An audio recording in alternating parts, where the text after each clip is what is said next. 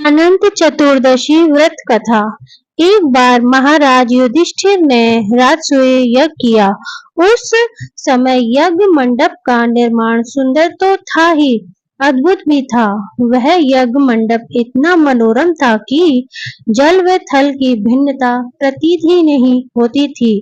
जल में स्थल तथा स्थल में जल की भांति प्रतीत होती थी।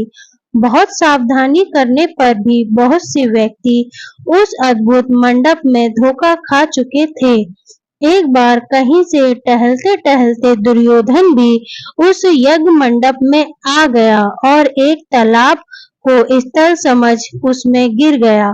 द्रौपदी ने यह देखकर अंधों की संतान अंधी कहकर उनका उपहास किया।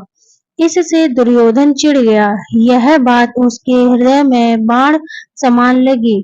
उसके मन में द्वेष उत्पन्न हो गया और उसने पांडवों से बदला लेने की ठान ली। उसके मस्तिष्क में उस अपमान का बदला लेने के लिए विचार उपजने लगे। उसने बदला लेने के लिए पांडवों को द्यूतक्रीड़ा में हराकर उस अपमान का बदला लेने की सोची। उसने पांडवों को जुए में पराजित कर दिया। पराजित होने पर प्रतिज्ञा अनुसार पांडवों को 12 वर्ष के लिए वनवास भोगना पड़ा। वन में रहते हुए पांडव अनेक कष्ट सहते रहे। एक दिन भगवान कृष्ण जब मिलने आए तब युधिष्ठिर ने उनसे अपना दुख कहा और दुख दूर करने का उपाय पूछा। तब श्री कृष्ण ने कहा, हे युधिष्ठिर, तुम विधि पूर्वक अनंत भगवान का व्रत करो। इससे तुम्हारा सारा संकट दूर हो जाएगा और तुम्हारा खोया राज्य पुनः प्राप्त हो जाएगा। इस संदर्भ में श्री कृष्ण ने उन्हें एक कथा सुनाई। प्राचीन काल में सुमंत नाम का एक नेक तपस्वी ब्राह्मण था। उसकी पत्नी का नाम दीक्षा था। उसकी एक परम सुंदरी, धर्मपरायण तथा ज्योतिर्मयी कन्या थी जिसका नाम सुशीला था। सुशीला जब बड़ी हुई तो उसकी माता दीक्षा की मृत्यु हो गई।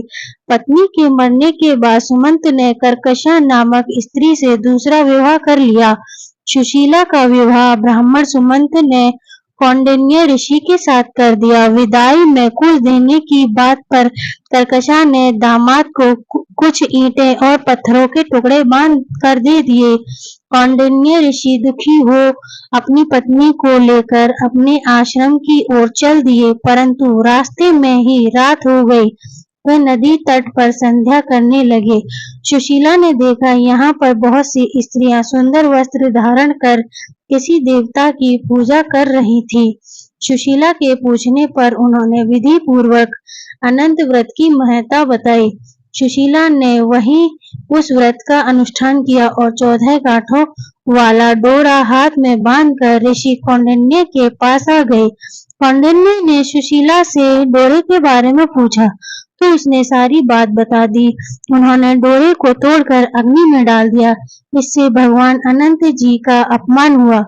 परिणामतः ऋषि कौंडिन्य दुखी रहने लगे। उनकी सारी संपत्ति नष्ट हो गई।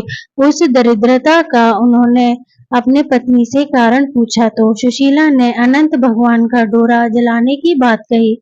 पश्चाताप करते हुए ऋषि कौंडिन्य अनंत डोरे की प्राप्ति के लिए वन में चले गए। वन में कई दिनों तक भटकते भटकते निराश होकर एक दिन भूमि पर गिर पड़े।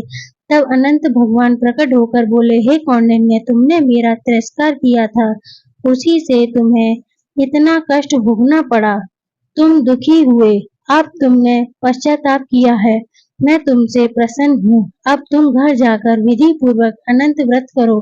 14 वर्ष पर्याप्त व्रत करने से तुम्हारा दुख दूर हो जाएगा। तुम धन धान्य से संपन्न हो जाओगे। कौंडिन्य ने वैसा ही किया और उन्हें सारे क्लेशों से मुक्ति मिल गई। श्री कृष्ण की आज्ञा से युधिष्ठिर ने भी अनंत भगवान का व्रत किया और जिसके प्रभाव से पांडव महाभारत के युद्ध में विजयी हुए तथा चिरकाल तक राज्य करते रहे।